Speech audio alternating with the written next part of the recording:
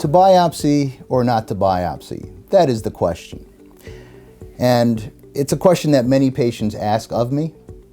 And the best answer that I have for patients is the following demonstration. So here we have a piece of toast. As you can see, there is no butter on the toast.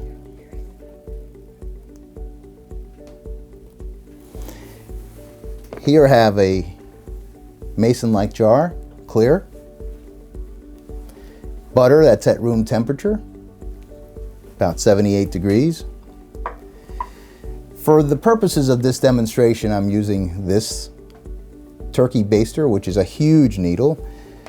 Biopsy needles are a little bit more like this. I don't want to scare you off. They'll use something about this girth. They will not use this.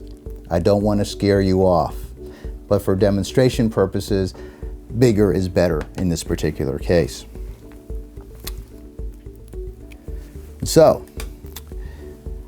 the jar represents connective tissue. The butter represents a tumor. We don't know whether it's malignant, which would be a cancerous tumor, or benign, such as a cyst, or some sort of calcification that isn't cancerous. The bread is the surface of your skin. What is asked of the surgeon is to put a needle through the bread, into the butter, or the tumor, extract some of the tumor into the needle, and then to extract it. When you look on the underside of the butter, or should I say, excuse me, on the underside of the bread, you will see that there's some butter that wasn't there before. So when people ask me whether biopsies are good or not, I use this demonstration. I share the verbal portion of what I'm telling them to show them how I think biopsies of a potential malignancy can help spread that malignancy from its original location to others.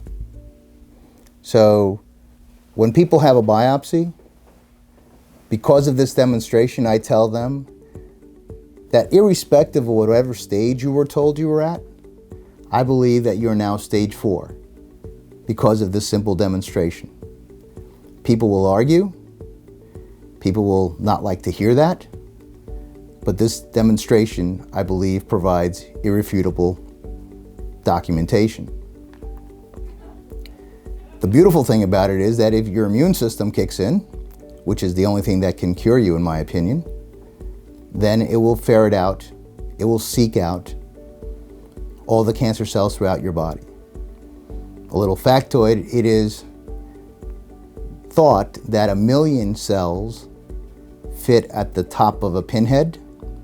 Assuming that only 1,000 cells fit atop of a pinhead, that's an awful lot of cells.